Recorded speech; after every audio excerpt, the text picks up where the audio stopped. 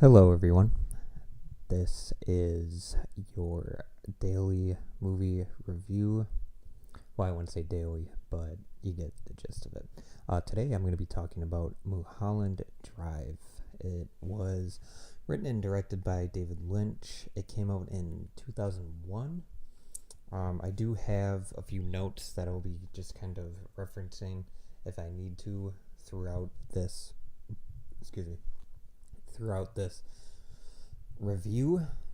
So, Mulholland Drive stars Naomi Watts as Betty, and I always forget this woman's name, Laura Herring as Rita. These are going to be our two main protagonists throughout the basic gist of the whole entire movie. The plot of the movie is Rita gets into a car crash on Mulholland Drive, and it seems that everyone has basically died in this crash except for her. And when she finally wakes up from this crash, she has amnesia, and she can't really remember exactly even who she is. So the whole plot is Rita and Betty trying to figure out who she is. And it may seem like a simple plot for a movie, but this movie is extremely complex. I can't remember what the genre of this movie is, but if I were to put it in my own sort of genre, it would be like a psychological drama, maybe. I wouldn't say it's psychological horror, but any sort of psychological based movie is going to have some kind of. I wouldn't. It depends on the movie. Like, for instance, Jacob's Ladder is a psychological thriller, and it does have some horror elements throughout. This movie is more around psychological in a sense. So now that I got the whole plot out of the way, I kind of want to just sort of talk about this movie and what I thought about it. So the first thing I really want to talk about is the use of camera angles that they did. They did a lot of glide POV sort of shots, and when doing that in this movie in particular, it added a lot of suspense and kind of like what's going to happen once the shot sort of ends and transitions into another. Like, a lot of the glide shots will go from a POV perspective, and then it will cut, and then it won't cut to anything. It'll just cut to a different scene, and then the scene will be very of like a wide angle. And the best way I can explain these scenes is there's one in particular where Betty's talking on the phone with her aunt, and the shot sort of glides down a hallway to a doorway, and inside that doorway is Rita, and then the angle switches to a wide angle inside the room, and Betty opens up the door to talk to Rita in the bedroom. And I feel like those types of shots are really nice. It just shows how good the camera work throughout this movie is. And then it has its usual typical other shots that you would see throughout a movie. Now, this movie doesn't have what I would say much of a score. And now, score in movies, they use scores to add maybe tension or to kind of like lay down sort of a foundation for what's going to happen. But in this movie, throughout a lot of the shots, it's completely silent.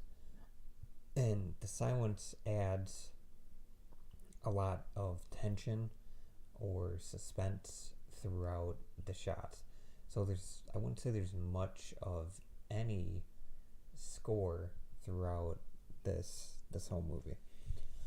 The acting at first, because it's I think I want to say the first 10 to 15 minutes there's only a few sentences of dialogue, and then about 20 minutes in, that's when the dialogue starts to, go into full effect. But Naomi Watts, I thought at first her acting was maybe over the top, a little bit campy, but then as you watch the movie more and more, you start to realize that the reason she's so over the top is sort of her personality on top of just excitement for coming to Los Angeles and being there for the very first time. Rita's acting is very well done for a person who just has absolutely no idea who she is or what's going on. She's very silent at times. She seems very concerned at times. The whole acting on her part is very well done for her sort of character in this movie.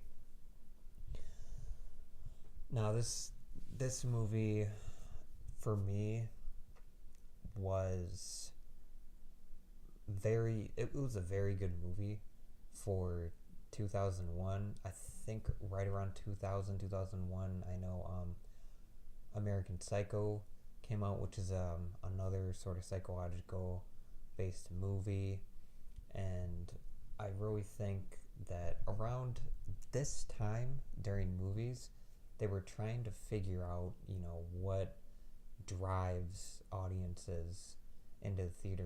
What do people truly want to see in a movie? And I think they really tried to go for a lot of psychological movies. From, I want to say, Jacob's Ladder really kind of made psychological thrillers or psychological based movies sort of take off a little bit. And I think Jacob's Ladder was in 1990, and then throughout 1990 up until, I want to say, the mid 2000s, I'd say like 2005, there were a few very good movies that were psychological throughout that. You have The Usual Suspects, Seven. There's another one, American Psycho that I mentioned, and then there's I just thought of this movie and I can't remember, but you get the idea.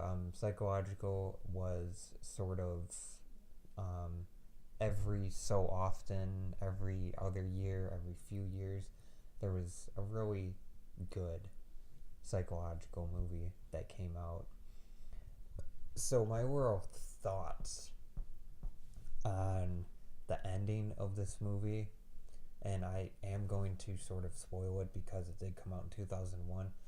If you don't want to know the ending, go and watch this movie. It's worth watching. It is like 2 hours and 40 minutes. It's a bit of a longer one for the average viewer, but go ahead and watch it. Come back to this video. So the ending was it was good in a sense. Basically, the ending explains how Betty is in a dream, and how Betty is basically this alter ego in her dream, which I have that name written down. Give me 1 second. Diane Selwyn. So throughout the movie, they're looking for this Diane Selwyn, and then Diane Selwyn is this big name actress throughout the movie, and then you find out that it's a reverse once she comes out of her whole dream state, where she is actually Diane Selwyn, and she is a actress who didn't make it, and this Betty character did make it, and they were once lovers and roommates, and then they got into a fight, and basically they left. Basically, one of them moved out of the apartment, and in the movie there's a foreshadowing part where they're looking for Diane Selwyn, and they go to her supposed apartment, and the lady who answers isn't Diane Selwyn, and says that Diane moved to apartment 12. She said that they switched, but really they sort of split up, and this is in the whole dream part of the movie, which is up until I'd say 30 minutes of the end of the movie is where you get your whole explanation, and that's about as much as I can kind of explain about the ending. This movie is one of those movies where you have to watch it at least 2 times. The second time, you get a whole new perspective because you know what is going on, and then you can sort of start piecing things together in your own sort of way. So this movie is a definite it's a thumbs up for me, for sure. It had its flaws here and there, but overall, being a psychological movie, it definitely hit all of its bases. I was definitely scratching my head throughout, but if you're a person who doesn't watch a lot of psychological type movies, then it's going to sort of it's going to get to a point where you might shut it off because you can't understand it, which me, when I first started watching psychological type movies, I didn't dip my feet into the pool. I just completely dove in and I watched Memento first, which is extremely psychological. It's very hard to watch if you're new to the whole genre. So this movie, I would say, is definitely a good sort of starting point, because if you sort of really pay attention, then the ending makes sense in a way, and you basically get the whole idea of what the movie's about. So for my rating, I'm going to give this movie 4.5 out of 5 stars. And like I said, I really hope you guys give this movie a chance. Go out and watch it. I watched it on, I think it was called Tubi TV. I have that service. Or you can buy it on, I believe, Prime Video, Google Play. I'm sure YouTube has it for $5. I believe Prime has it for $10. Yeah, really just give this movie a watch because it's well worth it. So I hope you guys did enjoy this review of Mulholland Drive from 2001, written and directed by, what's his name again? David Lynch. Comment down below what other reviews you would like to see from me. I'm going to start doing these reviews as often as I can. I don't know if you can see in the background right there, I have about 60 or so Blu-rays. So yeah, comment down below what you want to see me reviewed. I will go through the comments, and as always, leave a like, and I will see you guys in the next video.